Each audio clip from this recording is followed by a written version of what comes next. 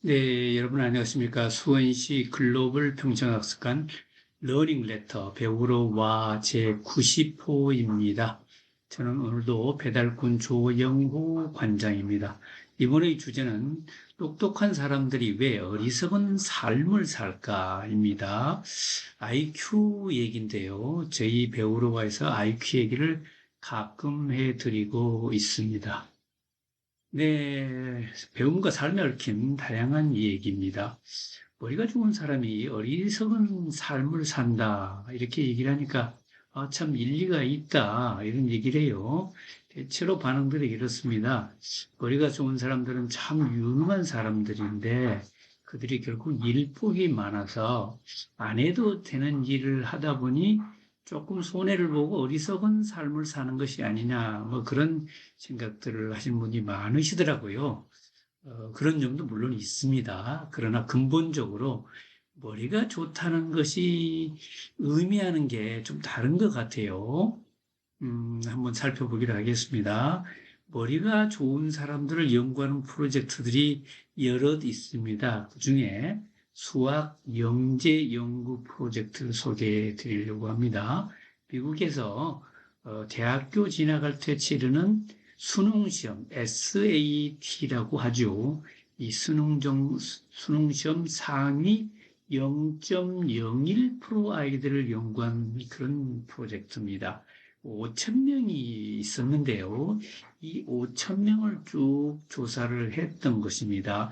그러니까 수학은 800점 만점에 700 이상, 그리고 언어 논리 테스트에서는 630점 이상, 800점 만점에 이런 애들을 고른 건데, 이들이 IQ는 155 이상이었다고 합니다. 아주 신동들이기 때문에 보통 아이들은 17살에 치르는 실험을 13살 이전에 마친 아이들입니다. 정말 신동들이죠. 미국 수능시험 0.01%, 13살 이전에 대학 수능시험을 친 아이들 연구입니다. 이들이 30대 초반, 정확히는 33세쯤에 어떠했느냐를 봤더니 이미 반수 정도가 박사학위를 취득했습니다. 남자는 51.7%, 여자는 54.3%. 미국 전체 국민의 박사학위 취득 비율은 1% 정도인데 이들은 50%를 넘은 거죠. 그중에 3.5%는 상당히 엘리트 코스라고 할 수 있는 MBA를 했고요. 그중에 이 MBA는 어디서 했냐 그러면 다 좋은 학교, 미국의 탑10 스쿨에서 했습니다. 그리고 절반 정도가 45.8%는 전문직이었습니다. 교수나 엔지니어, 과학자였는데요. 그 중에 13.6%는 의사, 변호사였습니다. 그러니까 한마디로 이 공부 잘한 이 신동들은 잘 나가는 그런 젊은이들이었다. 이렇게 말할 수가 있겠죠. 이것만 보면 잘 나가는 정말 똑똑한 아이들입니다. 그런데 인생이 이것만이 전부가 아니지 않습니까? 길게 보고 크게 보면은 박사학위 따는 게 그렇게 대단한 것은 또 아닐 수도 있습니다. 인생을 살면서 인간으로서 가장 중요한 게 뭘까요? 진화심리학이나 크게 동물, 인류 전체를 연구하는 사람들 입장에서 보면은 이런 것도 중요하잖아요. 가령 뭐가 중요할까요? 아이를 낳는 거, 후세를 이어가는 거 이런 게 중요하잖아요. 근데 수학 영재 중에 60% 이상이 아이를 갖질 않았습니다. 음, 뭐 아직 젊은데 무슨 아이를 갖냐 이렇게 볼 수 있는데 미국 젊은이들 33세, 34세 사람들 중에 아이를 안 갖는 사람의 비율은 26.4%에 불과한 데 비하여 이 영재 0.01% 아이들은 무려 64% 또는 69%가 여자는 69%, 남자는 64.9%네, 거의 65%이 사람들이 아이를 갖지 않았습니다. 그러니까 전주국 평균에 비해서 아이를 안 가졌다는 거죠. 결혼도 안 한 사람이 많았고 결혼했어도 아이를 갖는 숫자가 매우 적어서 0.44, 미국 전체 평균은 이 나이 때 1.59였던 것이죠. 똑똑한 아이들은 결혼도 잘 안 하고 애도 잘 안 낳는다. 인간으로서 또는 동물로서 꼭 해야 될 일을 안 하는 거죠. 또는 그거를 우습게 생각할 수도 있겠지요. 전반적으로 또 다른 연구도 합쳐서 보면 지능이 높은 사람들은 이렇게 수학 문제를 잘 풀고 미분 방정식, 적분 방정식을 잘 풀고 말하자면 AI를 개발하고 이렇게 어려운 일은 잘 하지만 의외로 인간이 살아가면서 기본적으로 해야 될 또는 당연한 일, 그리고 또 아주 쉬운 일은 잘 못하는 경향이 있다. 이런 걸 발표한 그런 책이 있습니다.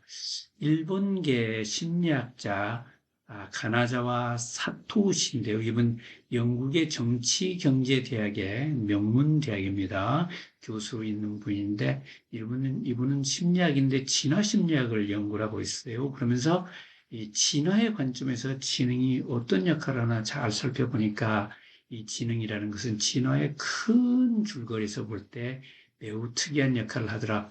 지능은 오랜 시간 동안에 우리가 축적한 지혜 중에 극히 일부로서 우리 옛날 조상들이 환경에서는 없었던 그런 새로운 가치관을 갖고 그걸 잘하기는 쉽지만 우리 인류의 조상들이 오래전부터 겪었던 그런 익숙하고 기본적인 그런 것은 잘 못하는 그런 역설이 있다 이런 얘기입니다. 한편에서는 잘하면서 한편에서는 바보 같다 그런 얘기죠. 누구나 하는 쉬운 일은 잘 못하고 제대로 일반 사람들은 못하는 특별한 것만 잘한다 이런 거예요. 그러니까 똑똑한데 참 어떻게 보면 어리석은 삶을 산다. 이렇게 볼 수가 있는 거 아니겠습니까? 인류가 진화해 오면서 100만 년 이상 동안 축적해온 그런 지혜는 이들은 소홀히 하면서 겨우 1만 년 정도 인류가 갈고 닦은 이런 것에서 뛰어나다. 뭐 이런 얘기가 될 수도 있겠습니다. 자, 조금 더 보지요. 결혼과 출산 비율을 보면 특히 여자들에서 차이가 있는데요. 아이가 있습니까? 예라고 대답한 사람들의 IQ는 101.7. 아이가 없습니다. 하는 105.3. 뭐 차이가 크지 않다고 말할 수 있겠지만 통계적으로 매우 의미 있는 차이라고 합니다. 또 IQ가 높은 사람들이 음주를 많이 하는 경향이 있고 담배도 많이 피우는 경향 또는 약물도 많이 복용하는 경향이 있는데 이게 보시면 아주 영리하다 IQ 상위 25% 어릴 때 IQ가 상위 25%있던 사람들이 음주 잠재력이 굉장히 높잖아요. IQ 낮은 사람에 비해서 약물도 마찬가지로 아주 영리한 군에 속하는 사람들이 약물 복용 잠재인자가 높습니다. 그 확률이 높은 거죠. 참 어리석은 거 아니겠어요? 건강을 해치는 걸 너무 잘 알 텐데 머리 좋은 사람들이 그런 유혹을 극복을 못하는 것이죠. 동성연애자도 영리한 사람들 중에서 많다. 하하, 참 이것이 하나군요. 좀 더 자세히 들여다보면은 진보주의자들이 IQ가 높은 경향이 있고 신앙이 없는 사람들도 IQ가 높은 경향이 있고 아침이 아니라 저녁형이 높은 경향이 있는데 다 진보주의자, 무신앙자, 저녁형 인간들이 근래에 나타난 그런 가치관이라는 거지요. 특히 지능이 높은 사람들이 아주 평범한 인간관계에서 서툰 경향이 있고 특히 가족 간의 관계가 안 좋다는 거예요. 그리고 운동신경도 좀 떨어지는 경향이 있고 참 똑똑한 사람이 참 어떻게 보면 평이한 일, 당연한 일, 오랜 전통 속에서 인류가 축적해온 이런 지혜는 부족하다 이런 얘기가 되겠습니다.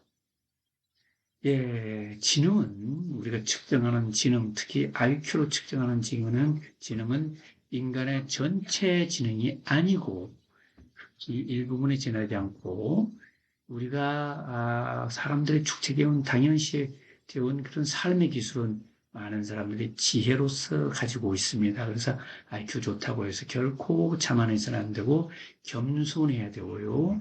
또 혹시 IQ가 어렸을 때 좀 낮다고 하는 사람들이 절대 절망하시면 안 되겠습니다. IQ는 지능은 인격이 아니다. 우리 인격체는 굉장히 복잡한 사실은 지혜로운 존재입니다. 결코 IQ로 단정하지 않아야 될 것 같네요. 네, 조용관들이 좌우지간 어록을 읽어드리겠습니다. 르네 데카르트 프랑스 철학자가 머리에 대해서 이렇게 얘기했네요. 머리가 좋다고 해서 다가 아니다. 가장 중요한 건 그걸 제대로 사용하는 것이다. 머리가 좋으면 최고의 선뿐만 아니라 최고의 악도 실현할 수 있다. 천천히 앞으로 다가가는 사람은 옳은 길로만 간다면 너무 서두르다. 길을 잃은 사람보다 더 멀리 갈 수 있다. IQ 좋다고 너무 뽐내거나 서두르면 안 될 것 같네요. 네.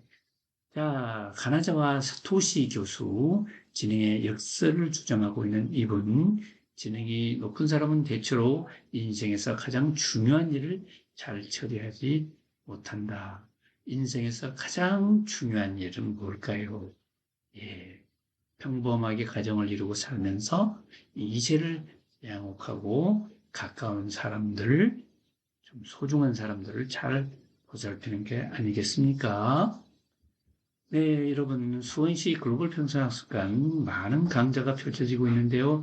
이제 2학기 모집을 시작할 때가 됐습니다. 2학기 낙엽이 지는 계절이죠. 또 많은 강좌들이 펼쳐지고 있는데요. 우리 학습관의 특별한 프로그램 U2공이 있습니다. 일단 유튜브 같은 미디어로 공부를 하고요. U2, 너도 공부하자 해서 U2공이 됩니다. U2공입니다. U2가 아니고 U2공. 예, 많이 참여해 주시고 시민들이 기획을 하셔서 좀 무료 강좌로 진행됩니다.